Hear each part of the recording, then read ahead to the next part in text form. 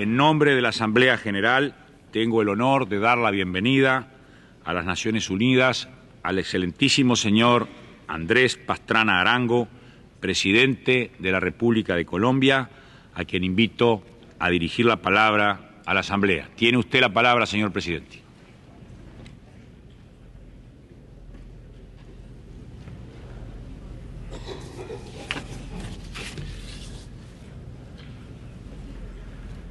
Señor presidente de la Asamblea General de las Naciones Unidas, señor secretario general de las Naciones Unidas, señores jefes de delegación, señoras y señores.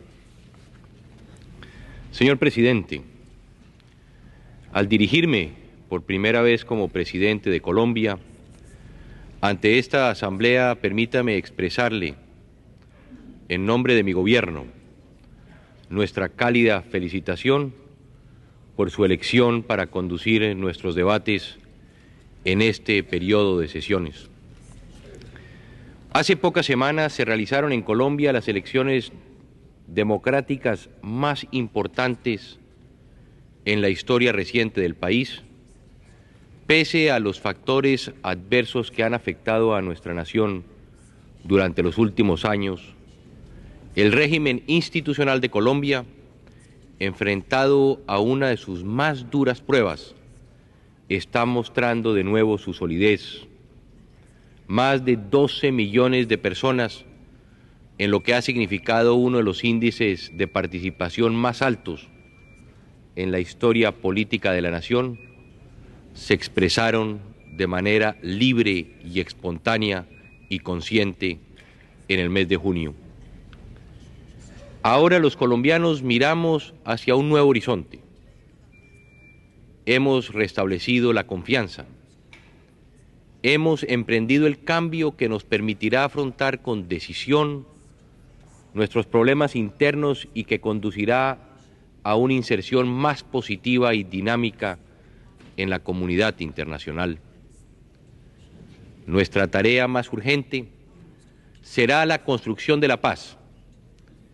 Es un compromiso irrenunciable de mi gobierno y la más sentida esperanza de todos los colombianos.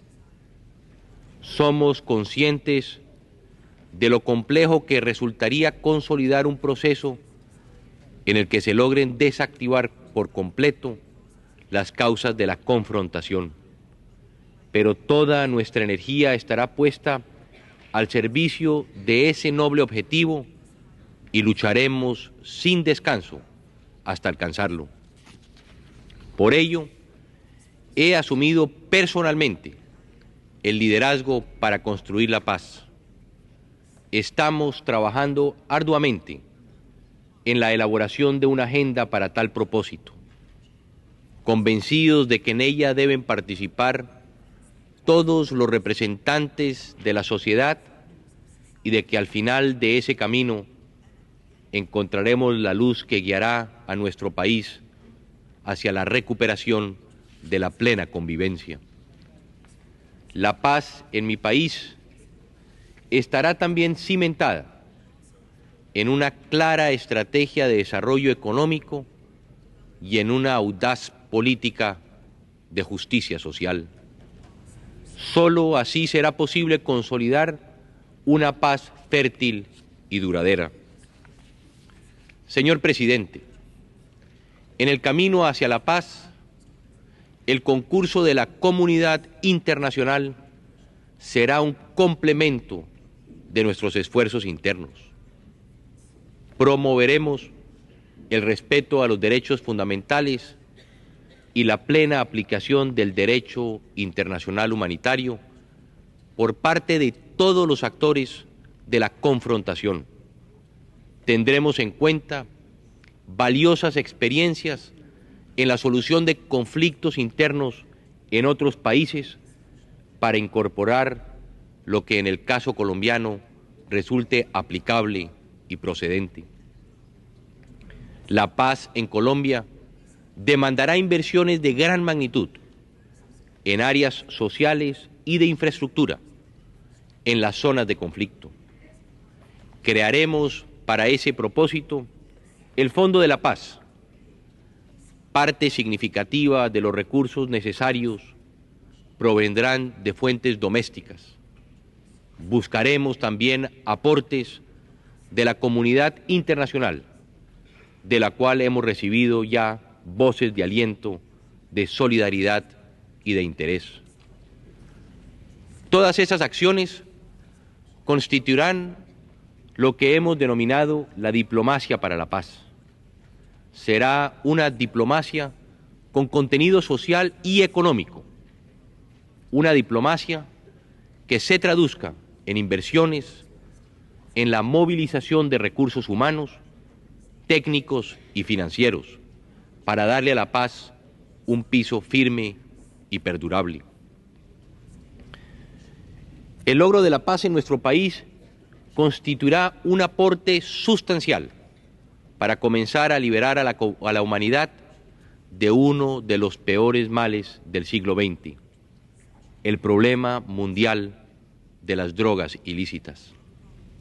En la medida en que brindemos a nuestros campesinos alternativas de desarrollo agrícola con precios justos para sus productos, tanto en los mercados domésticos como en los externos, se reducirá su dependencia de los cultivos ilícitos. El apoyo de la comunidad internacional será crucial para este propósito. La erradicación de los cultivos ilícitos será uno de los componentes centrales en las conversaciones de paz que tenemos previsto emprender con los grupos alzados en armas. Señores jefes de delegación, señores delegados, es cierto que con el fin de la confrontación bipolar se inició la configuración de un sistema de relaciones internacionales basado en la distensión y en la disminución del papel que la capacidad militar había ejercido durante el periodo de la Guerra Fría. El fantasma de una catástrofe nuclear parecía entonces disiparse y la comunidad y la humanidad entera abrigó nuevas esperanzas. Se pensaba que la redención podría llegar a los numerosos países y millones de personas en el mundo que habían resultado relegados en medio de las tensiones y de las disputas entre las dos grandes superpotencias. Pero casi una década después, las realidades se han mostrado crudas y lejanas frente a las expectativas inicialmente anunciadas. Han aparecido rivalidades étnicas y religiosas, confrontaciones regionales y nuevas amenazas de connotaciones graves para la paz. Deseo expresar el rechazo frontal de mi gobierno y del pueblo de Colombia a todas las formas de terrorismo, de cualquier tipo y modalidad, y sin importar cuál pueda ser su origen y motivación. No puede haber tregua con el terrorismo. Todos nuestros estados deben luchar concertadamente para derrotarlo. Ese es, sin duda, uno de nuestros principales retos.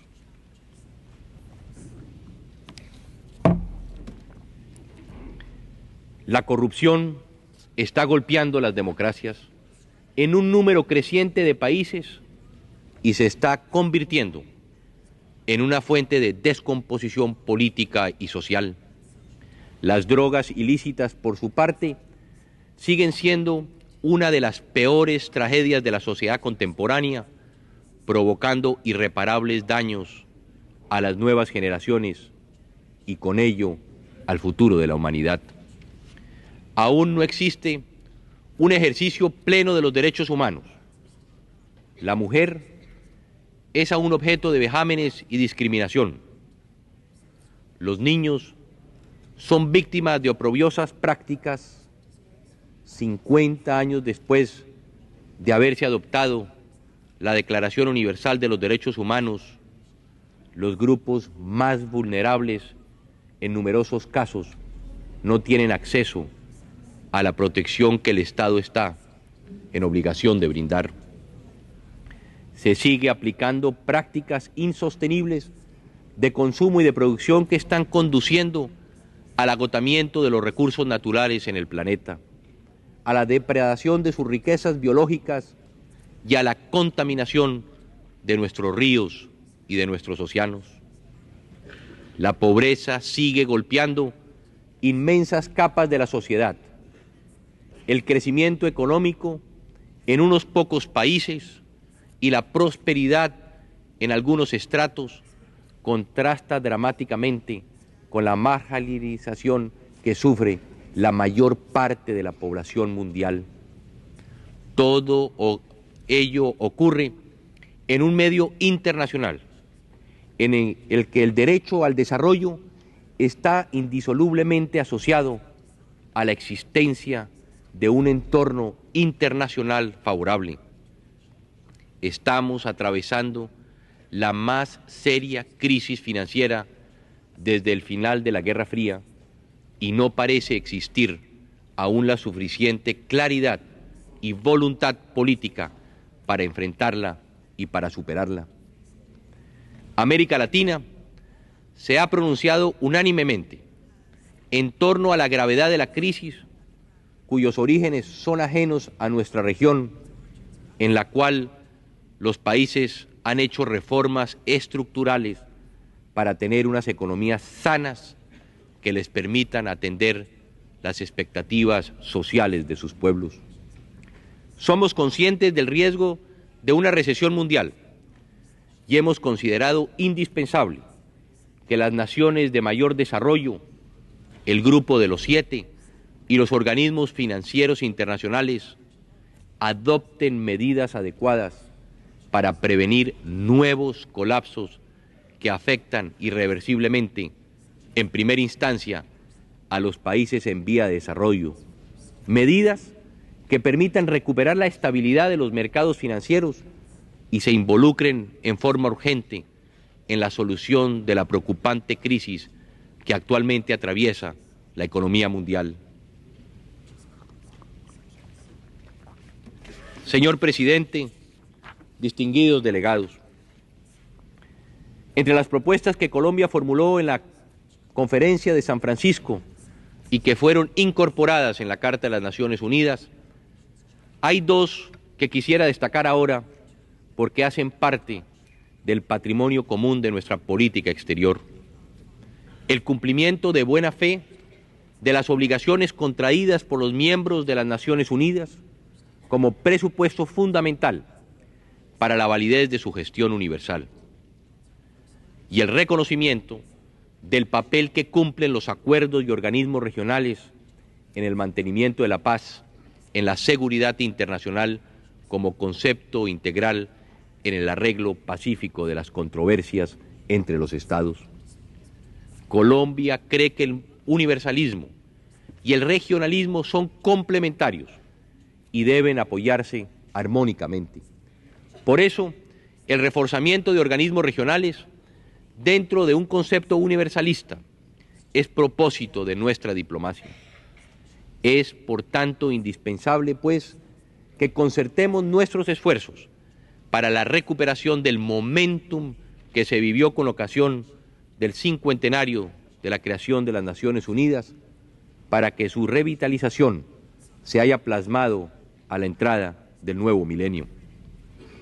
Los diversos niveles de acción requeridos se asientan todos en la credibilidad y la confianza de nuestros pueblos en el multilateralismo que las Naciones Unidas personifican.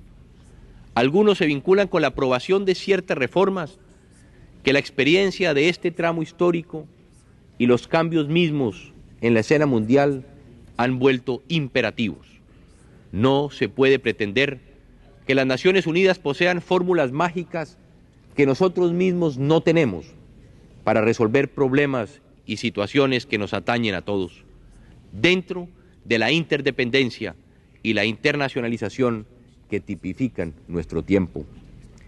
Pero sí es necesario adecuarlas al momento histórico actual, ahora que se abren perspectivas ensanchadas y se afrontan retos descomunales, algo que se parezca al ímpetu idealista y pragmático que encamina a las hazañas de una especie humana solidaria. Las razones que justificaron la creación de las Naciones Unidas no solo se mantienen intactas, sino que incluso han crecido con rapidez en la segunda mitad del siglo XX. Los principios que inspiraron su creación han alcanzado tal vigencia que cualquier acción unilateral o de grupos de Estado resulta inferior y limitada. Por lo tanto, resulta útil identificar lo que estamos en capacidad de hacer para dar una nueva y verdadera vigencia a las reformas prospectadas. Hay que buscar un auténtico consenso para la agenda prioritaria del nuevo milenio. Colombia está dispuesta a ayudar a conciliar las discrepancias que subsisten. No se trata de un simple acuerdo formalista ni de la simple búsqueda de un reformismo utópico, sino de un avenimiento de conjunto y de la concertación metódica y generosa de propuestas para acercarnos a una era de mayor justicia y equilibrio. Tenemos que superar la contradicción de que se le pidan más responsabilidades, gestiones y programas a las Naciones Unidas, pero al mismo tiempo algunos estados no cancelan sus obligaciones o no muestran su disponibilidad a aumentar su contribución en proporción a sus propias condiciones. Las Naciones Unidas requieren, sin duda, una financiación adecuada, la adaptación de estructuras de normatividad y aspectos operacionales suponen dotar a la organización de recursos humanos y financieros a través de una gestión eficiente y pulcra. La cooperación para el desarrollo debe recibir una inyección masiva que la rescate de su languidecimiento a tono con el texto y el espíritu de la Carta y de innumerables compromisos dentro de una concepción integral que incluye el estímulo al respeto de los derechos humanos, individuales, sociales, económicos y culturales. Dentro de la línea de mi gobierno, de auspiciar una participación más amplia de los nuevos actores internacionales, como las organizaciones no gubernamentales y el sector privado, deben gestionarse fuentes adicionales de financiamiento de ciertos programas sociales de desarrollo y humanitarios que amplíen la acción de las Naciones Unidas y la preserven como el timón colectivo de la solidaridad internacional. Necesitamos un multilateralismo con contenido social, uno en que el ser humano sea el centro de las prioridades, en el que el desarrollo sea el eje conductor de las decisiones. Hago desde esta tribuna un llamado para que contribuyamos todas las naciones a enterrar la época de la posguerra fría, entendida apenas como interregno, y abrir la puerta de par en par a una era de multilateralismo, creador y más humano. Es cierto que los principios fundacionales están vivos, pero se requieren ajustes, volver a pensar determinadas modalidades de la acción internacional y recoger el clamor de los pueblos que aspiran al desarrollo y luchan por él en medio de dificultades y conflictos.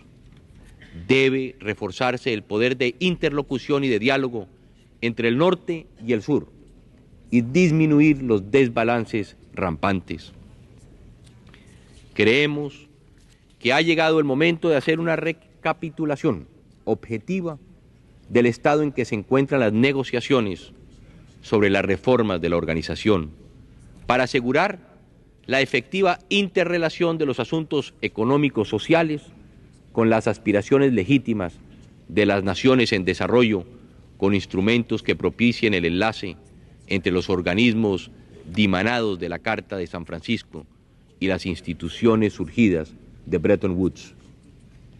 Se sabe que las solas respuestas nacionales o de grupos de Estado son insuficientes. Ante ello, resalta aún más la urgencia de concertar respuestas globales a través de un multilateralismo vigoroso. Hay una evidente dicotomía entre la globalización de hecho, a través de la tecnociencia, las comunicaciones instantáneas, el mercado mundializado y, por otra parte, la ausencia de un genuino orden social y de promoción humana. Hay que relanzar un verdadero y productivo diálogo, norte-sur, fundado en el concepto de una solidaridad que no se reduzca a declaraciones o a buenas intenciones, sino que se traduzca en hechos concretos, que tenga en cuenta las necesidades de los sectores más vulnerables y de los marginados del progreso y que sustituya la lógica del enfrentamiento y de la escisión entre los países pobres y ricos por la lógica de la cooperación, la corresponsabilidad, la solidaridad inspirada en la equidad como regla de oro del multilateralismo. Su Santidad Juan Pablo II lo sintetizó inmejorablemente con ocasión del 50º de las Naciones Unidas, cuando ante esta misma asamblea instó a congregar esfuerzos para construir una civilización de amor fundada en los valores universales de la paz, la solidaridad, la justicia, la libertad, para responder al miedo que ensombrece a la humanidad en las postrimerías del siglo XX. Estamos convencidos de que la Carta y el conjunto de las instituciones del sistema internacional deben promover una dinámica cooperación, enriqueciendo con sus particularidades el patrimonio universal compartido. Las Naciones Unidas no deben ser tan solo un foro para la expresión soberana de los Estados. Deben ser el recinto de las negociaciones y la síntesis en el espacio político, cultural y económico-social de las naciones. Es reconfortante constatar que los grandes propósitos que inspiraron la Carta siguen vigentes. Ahora nos corresponde mantenerlos e interpretar los fenómenos nuevos surgidos de los cambios históricos. Se sabe, por ejemplo, que los conflictos dentro de los estados desbordan el marco concebido para las viejas guerras interestatales. Se tiene una mayor comprensión sobre los vínculos entre la paz y el desarrollo, de los vasos comunicantes entre fenómenos políticos y económicos sociales. Creemos en la convivencia de consolidar un orden mínimo internacional, en la sustitución de la violencia y el terrorismo por la paz y la convivencia, que llegarán a prevalecer precisamente a través del multilateralismo.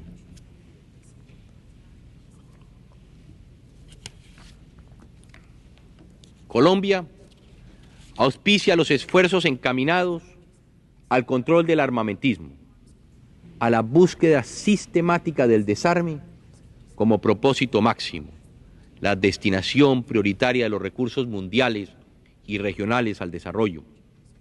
Por ello, juzgamos indispensable alcanzar en el control y el desarme gradual de las armas de destrucción masiva, así como en el control eficaz del tráfico ilegal de armas, del que son víctimas miles de hombres, mujeres y niños que diariamente caen en los 4 puntos cardinales y en especial en los países en vía de desarrollo. Se requiere una estrategia realista y concertada para asegurar la paz ahora en el siglo venidero, reforzando los mecanismos de verificación de los tratados, la solución negociada de controversias y la creación de zonas desnuclearizadas con eficaces sistemas de comprobación. Las Naciones Unidas deben en ese sentido perfeccionar sistemas de alerta temprana, de evaluación de los hechos, para ejercer una verdadera y eficiente acción preventiva. Hoy, he venido a reiterar la diáfana tradición de Colombia como nación apegada a los grandes principios que constituyen la razón de ser de las Naciones Unidas, dispuesta a prestar su concurso en el cumplimiento de sus metas y de sus reformas, con reflexivo optimismo. Creemos útil recapitular y evaluar los resultados de las distintas cumbres realizadas en los años pasados con el fin de hacer un seguimiento de sus resultados y planes de acción. Ello servirá no solo para medir su efectividad, sino como elemento principal de análisis de la coordinación de las distintas instituciones del conjunto del sistema de las Naciones Unidas. Nuestras gentes con razón reclaman mayor efectividad y menos retórica declarativa. No podemos defraudar a miles de millones de seres humanos que anhelan un mundo en paz, en democracia, en libertad, pero sobre todo un mundo justo, solidario y equitativo. Muchas gracias, señor presidente.